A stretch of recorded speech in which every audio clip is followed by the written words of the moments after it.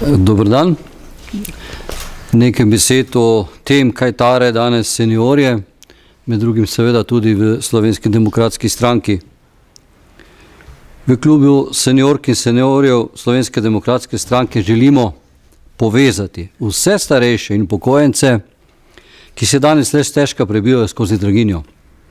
Mnogi želimo povedati, da je treba poslušati, spremljati in ocenjevati delo tistih, ki nam obljubljajo blaginjo, a hkrati podpirajo totalitarnem režimu pridobljene privilegije veljakov, tako imenovane tranzicijske levice.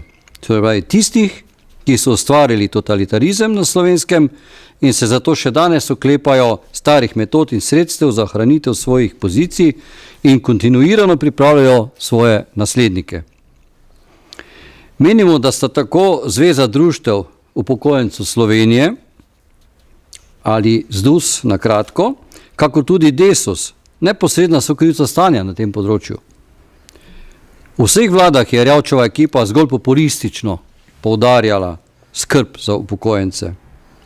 Karel Erjavec je vse od leta 2008 svoje obljube pozicioniral samo populistično in ustvaril pogoje, da se upokojencem lahko je malo več in več.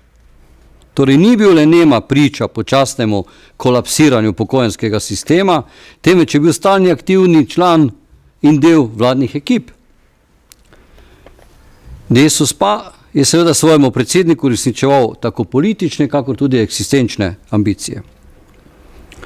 Žalostno in pravzaprav pretresljivo se mi zdi, s kakšno lahkoto Erjavec in Kožuh Novakova zavajata in manipulirata z upokojensko populacijo.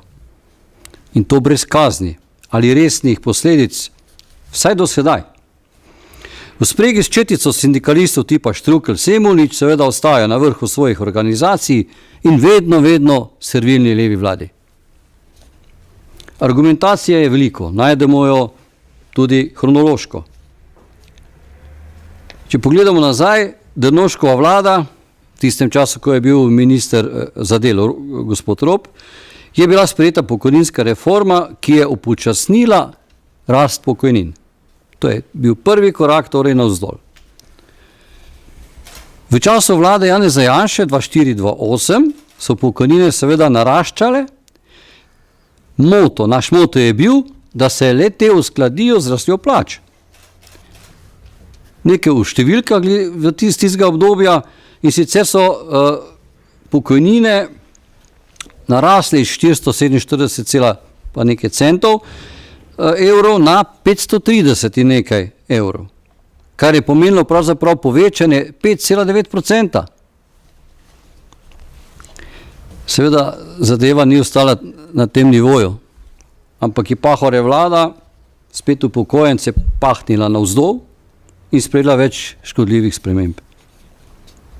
Prišlo je leto 2012, ko je vlada Janeza Janša sprejela resnično sicer trd, če tako rečemo, a nujen zakon o uravnoteženju javnih financ, tako imenovani ZUJF, kjer se je v pokojnine seveda poseglo, ampak z izjemno tankočutnostjo in sicer le v tiste nad 622 evrov neto.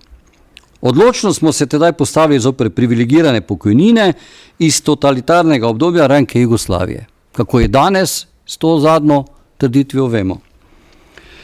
Seniori v SDS ocenjujemo aktualno podporo Zveze društev upokojencev Slovenije Desusu kot nedopustno, saj je financirano iz javnih sredstev, a kot upokojensko civilno združenje z Desusom kot politično stranko sklepa tako politično kot tudi volilno zavezo. Naj ponovno spomnim, da je Desus kot sodelujoči v levih vladah zavestno pristajal na za upokojence škodljive odločitve. Zavestno uporabljal svoj privilegirani položaj do upokojencev, s slednjimi pa je vsa leta nedopustno manipuliral. Naj na tem mestu javno postavim vprašanje gospe Kožuh Novakovi. Ali bo na prihajajočih državnozborskih volitvah kandidirala kot predstavnica SD-ja oziroma Desusa? Ali pa kar kot kandidatka ZDUS-a, kot pridružena članica Desusa? Me zanima njen odgovor. In še nekaj stavkov bi želel povedati o povezovanju seniorskih organizacij.